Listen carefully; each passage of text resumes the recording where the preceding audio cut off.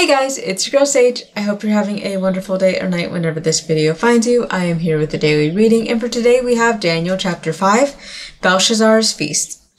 Belshazzar the king made a great feast for 1,000 of his lords and drank wine in the presence of the 1,000.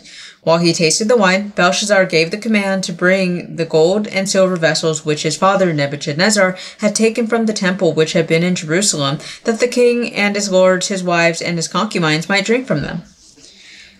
Then they brought the gold vessels that had been taken from the temple of the house of God, which had been in Jerusalem, and the king and his lords, his wives, and his concubines drank from them.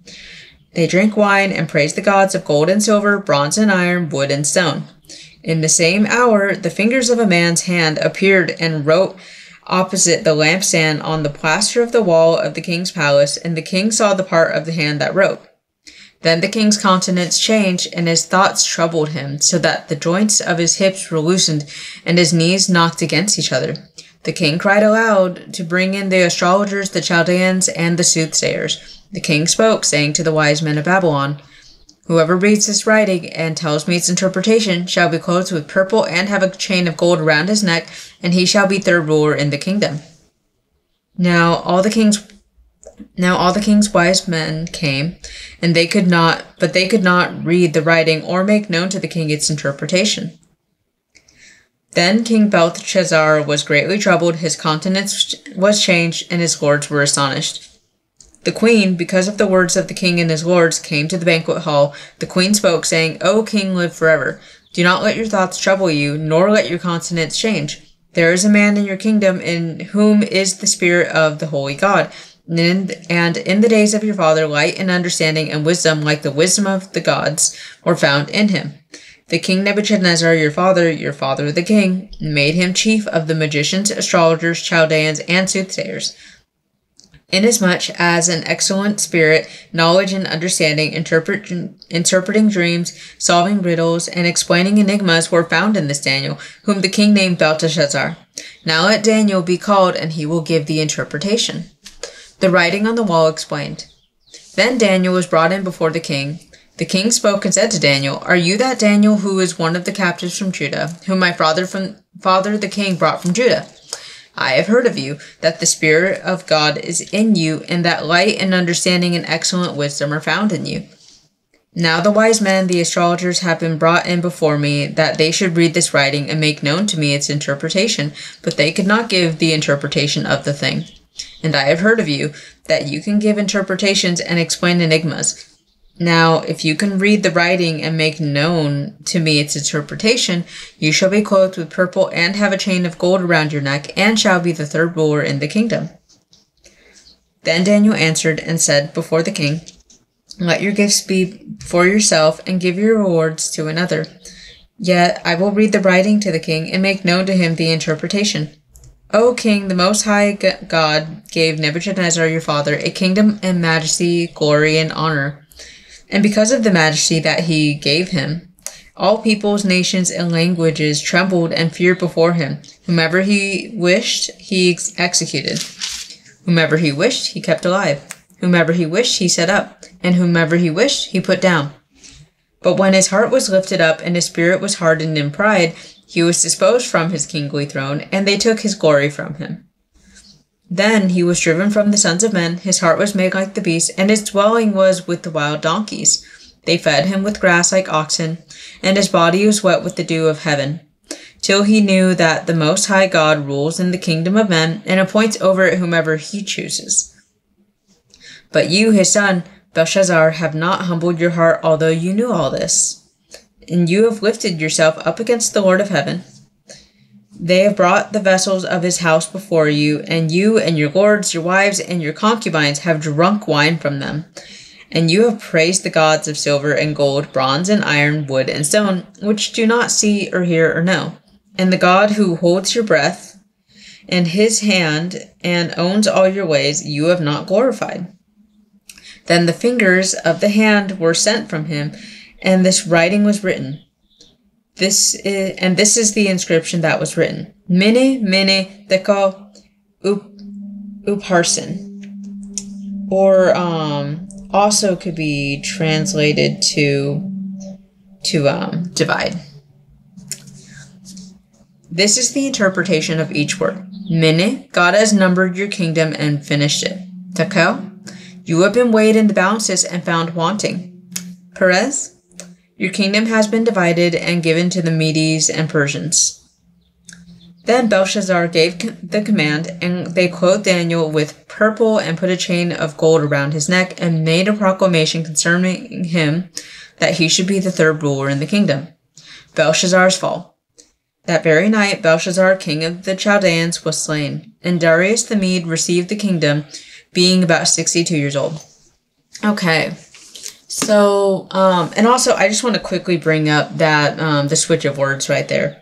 So looking at this here, Perez is, to divide, if you will, but, for some reason they went ahead and wrote Upharsin in this translation, which, is described right here, literally, and half shekels from the verb to divide.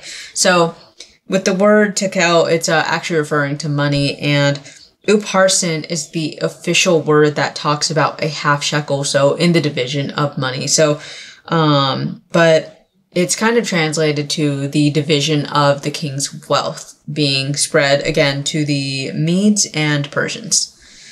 So I just wanted to go ahead and clear that up really quick. But, you know, I've read this chapter before, and I actually quite love this chapter because I think it's really, I mean, even the imagery is just really fun. You know, you see this king, all of his wives and his concubines, the lords, everyone's just having a grand old time. They are drinking from these gold and silver goblets that they have taken from the Lord's temple.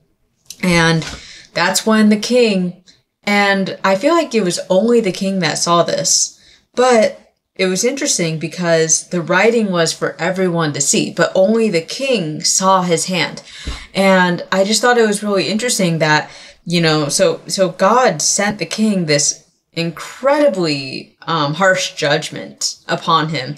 And Daniel explains why. It's because Daniel says, you've seen your father fall before the hand of God. You've seen your father, you know, be exalted by God and also put down by God. You've seen God moving in your father's life, yet you still chose to mock God by taking the goblets and gold and silver from his temples and using it for such a distasteful banquet. Again, concubines were drinking from these silver and gold goblets. These goblets that were reserved for the priests of the temple.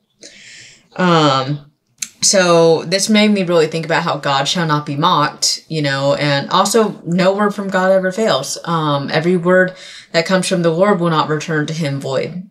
But, you know, reading this, you know, also just saying that right now reminded me that those who sin under the law will be judged under the law, but those who sin outside of the law will be judged outside of the law.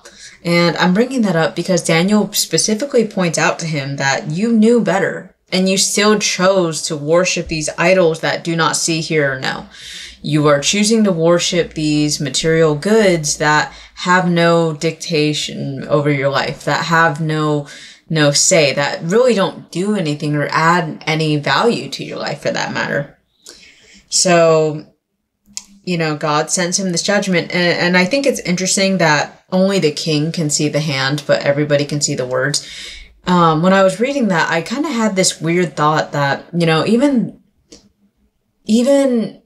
the wicked can see God. The wicked can see God, but they choose to not fear God. They choose their own ways of wickedness rather than the ways of the Lord. You know, and because again, it's all kind of coming to me as I read this before I started filming, but I'm getting it right now like this in my mind that, you know, the wicked can see God's hands moving, yet it's their own wickedness that is preventing them from wanting to give into the hand of God. And it's not until the fear of the Lord is really struck into this person that it's not really until the fear of the Lord is struck into this person that he learns to take him seriously. But even then, after Daniel explains this translation, he dies that very night. It's too late for him. And what do we know about God? God is slow to anger. He is patient with us. He's wanting us to repent. But unfortunately, in this case, Belshazzar did not have that opportunity. However, I am certain that he's had plenty of chance in his life before, but as Daniel mentions, that it's his stubborn pride that's not letting him receive the Lord into his heart. Again, he's choosing to worship these material objects that have no conscience, that had no hand in creating him. So God finally makes one last display before King Belshazzar, and a display that not only he sees that puts the fear of the Lord into him, but also reveals to everybody the judgment that he is receiving. So I just thought this chapter was really interesting, and I love this chapter because the imagery is just so fascinating. I mean, imagine you're there, you're having a great time, you know, everybody's drinking, and you just see this giant hand come out and write in a language that you can't understand. And you have one person, and this person is an exile from Judah that had been captured by his father, you know, who had no agenda, by the way, because he even says right here, keep your gifts. I don't want your purple. I don't want your gold chain. I don't need to be exalted to power, but I will tell you what this means, because he's a servant of the Lord before he's a servant of himself. So we can see in this chapter that no word from the Lord ever fails. So in any case, I'm going to go ahead and wrap this video up here. If you guys enjoyed, feel free to like, subscribe, and until next time, I hope all of y'all take care. Bye-bye!